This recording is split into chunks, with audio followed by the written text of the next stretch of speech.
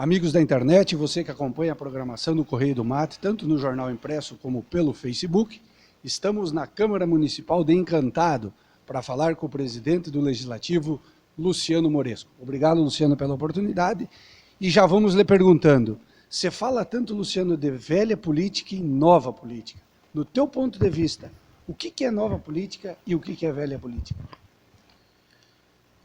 Essa pergunta não é uma pergunta tão simples de se responder, mas me parece que a nova política tem sido colocada como um sinônimo de algo propositivo, algo mais democrático.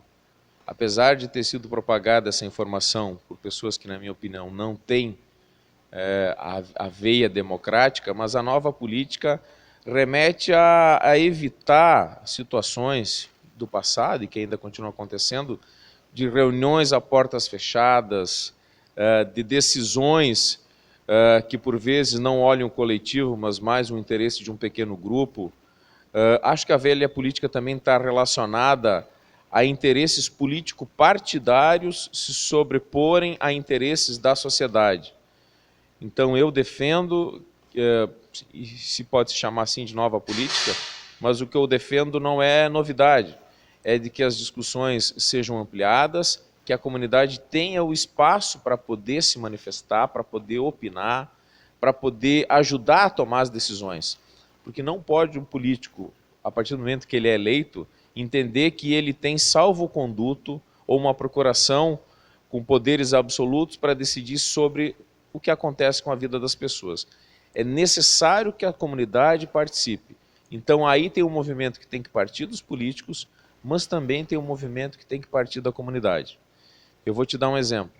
Todos os anos, para a gente aprovar aqui leis orçamentárias, a lei estabelece a necessidade de audiências públicas.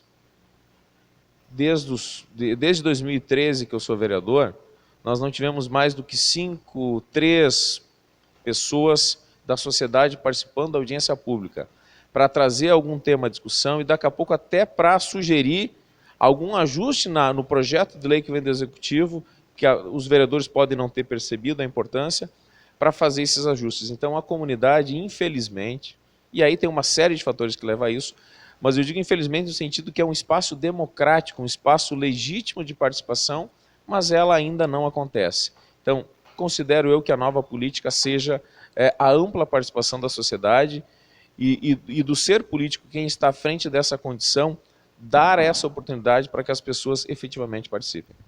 Luciano, qual é o papel desse novo eleitor? Sabe-se que chega o momento da eleição, o eleitor busca sempre algum benefício pelo voto. Te pergunto, esse eleitor ele precisa também passar por uma nova reflexão para fazer escolhas melhores do que está sendo feito? Pois bem, talvez eu possa te responder de uma forma um pouco exemplificativa. Um pai, tá, que se dispõe a dar seu voto por algum favor de um político, ele contaria isso para o filho dele? Ele diria, ó meu filho, eu ganhei R$50, R$100 para votar no fulano X, e ele contaria isso como sendo algo a ser seguido, um exemplo a ser seguido? Até porque essa prática, ela acontece há muito tempo, vai acontecer na próxima eleição, talvez num patamar menor, mas vai continuar acontecendo, e essa prática não nos levou a grandes resultados, em todos os níveis que for. Porque o que acontece? É uma negociação. E eu fui candidato e chegou a ter momentos em que, de certa forma, se percebia que o eleitor estava esperando um movimento meu no sentido de ter uma vantagem para votar. E aí eu contava uma historinha, fazia a voz, e olha, eu trabalho com a ideia de divulgar os meus projetos, as minhas prioridades, mas nunca vinculo isso a algum benefício que eu possa dar para uma pessoa, pelo menos benefício eleitoral. Porque se eu fizer isso e der que seja um dinheiro para uma pessoa, é um negócio. Eu comprei o voto dela, tá? Ela me vendeu o voto e eu paguei. O que eu fizer dali para frente, se for eleito, está resolvido, o negócio está feito e a fatura está paga. E quando há um convencimento, há um trabalho que envolva pensar o voto, pensar a cidade, pensar as necessidades, tu fica com um compromisso. É a tua palavra que está vinculada. E aí também vale o que eu aprendi da minha mãe, e ela disse que aprendeu do pai dela, meu avô, que me dizia, e ela me dizia, meu filho, cuida com as tuas ações, porque o nome chega sempre antes da pessoa. O nome chega na frente da pessoa. E quando eu era jovem, eu tinha dificuldade de entender o que é isso. Quando eu entrei para a política, especialmente, eu entendi que eu chegava em algumas casas, as pessoas já tinham ouvido falar de mim, ou seja, o meu nome já tinha chegado, mas eu fisicamente ainda não tinha chegado. Então o meu nome chegou antes. E aí é da nossa vida, das nossas atitudes, que a gente define se esse nome vai chegar bem ou se esse nome vai chegar mal. E isso muda muito o que acontece daí para frente. Luciano, nos fale mais um pouco desse projeto extraordinário que a Câmara de Encantado lançou, chamado Democracia na Escola. Percebe-se aí que é um projeto que está encampando e que você explica um pouco mais para os nossos internautas qual o objetivo desse trabalho. Pois bem, isso também tem a ver um pouco com a percepção e a experiência que a gente passa a ter com a vida pública, digamos, né? O que acontece? No ano que vem, 2020, nós temos uma eleição municipal. Teremos muitos candidatos a vereador, candidatos a prefeito, mas especialmente a vereador. O vereador, para ser candidato, ele só precisa estar em gozo de seus direitos políticos e estar afiliado a um partido político. Tem idade mínima, essas condições. Mas não é exigido dele nenhuma prova de conhecimento. É o formato brasileiro que se tem. Até aí, tudo certo. A democracia representativa. Só tem um detalhe. Por vezes o vereador, o candidato a vereador, nem sabe exatamente o que um vereador pode fazer. E ele, na ânsia de conquistar o voto, daqui a pouco acaba se comprometendo, e eu não estou dizendo isso que tem má fé ou maldade, não. Ele acaba se comprometendo, achando que é possível, por exemplo, assim, não, eu vou construir um posto de saúde no meu bairro. Mas não sabe ele, o candidato, que não é ele que decide isso. Ele pode até trabalhar por isso, falar com o prefeito, buscar um recurso, mas essa decisão parte do executivo, que é o prefeito. Só que o cidadão que está ouvindo essa promessa, daqui a pouco acredita e vota. Aí o cara se elege vereador em cima dessa pauta, e o cidadão, naturalmente, vai cobrar do vereador. E o vereador diz, mas quando eu prometi isso, eu não sabia que eu não podia fazer. Tu acredita que aquele cidadão que acreditou nessa história vai acreditar ainda na política ou em candidatos a partir disso? Porque ele vai se sentir, de certa forma, frustrado e enganado. Então, a ideia é o quê? Que as pessoas conheçam um pouco mais da política, saibam o que são as atribuições de um vereador, de um prefeito, de um deputado estadual, de um deputado federal, do Poder Judiciário. E daí, em cima dessas avaliações, nós entendíamos que deveríamos fazer uma ação para aproximar, especialmente dos jovens, dos futuros eleitores, alguns já eleitores, para que a partir da juventude, da escola e da educação, a gente comece a fazer a transformação. Tem uma frase que daí é minha, e já... É minha não, é de muitas pessoas, mas eu costumo usar, que eu não acredito em nenhuma transformação que venha através das armas. Pelo menos não as armas tradicionais, as que matam. Eu acredito numa transformação que possa vir por uma caneta, por um livro, por um caderno, ou seja, uma transformação pela escola e pela base da sociedade ali que também está vinculada à família. Mas uma estrutura que especialmente a escola trabalha ao longo de vários anos.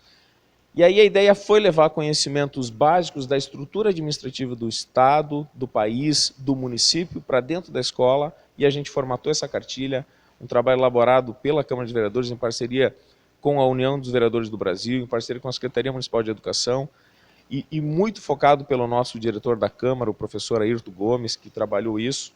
E nós fizemos esse material, que era um primeiro passo do projeto maior que a gente chama de Democracia na Escola. Depois de levar essa cartilha a ser estudada em sala de aula, nós propomos que as escolas do município, não só as municipais, do município que eu digo municipal, estadual e particular, que tivessem interesse e propusessem a desenvolver anteprojetos de leis nas escolas, através de grupos de alunos, e que esses anteprojetos olhassem para demandas locais, para questões locais, na área de cidadania, cidadania, saúde, educação e meio ambiente. Essas foram as 4 temáticas.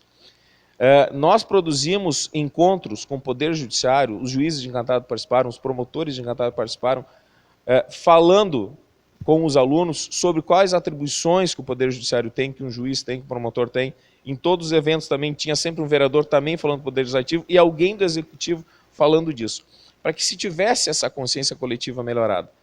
E nós recebemos mais de 50 projetos vindos das escolas, anteprojetos de leis, olhando para demandas que o jovem estava vendo no seu município. Ora, como é que eu, político, posso me considerar tão completo e tão bom de achar que eu sei tudo que um jovem, um adolescente gostaria de ter no seu município?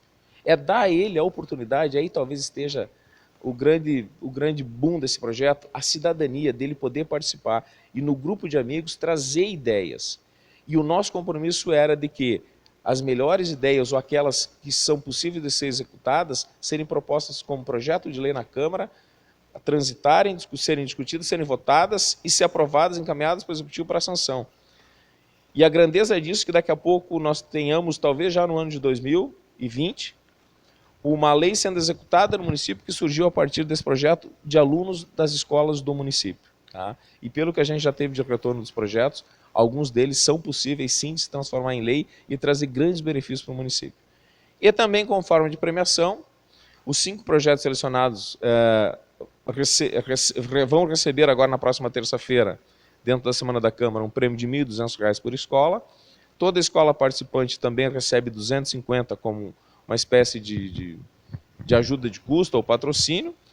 E os alunos dos 5 projetos selecionados farão 2 viagens de conhecimentos e estudos, uma a Porto Alegre e uma a Brasília.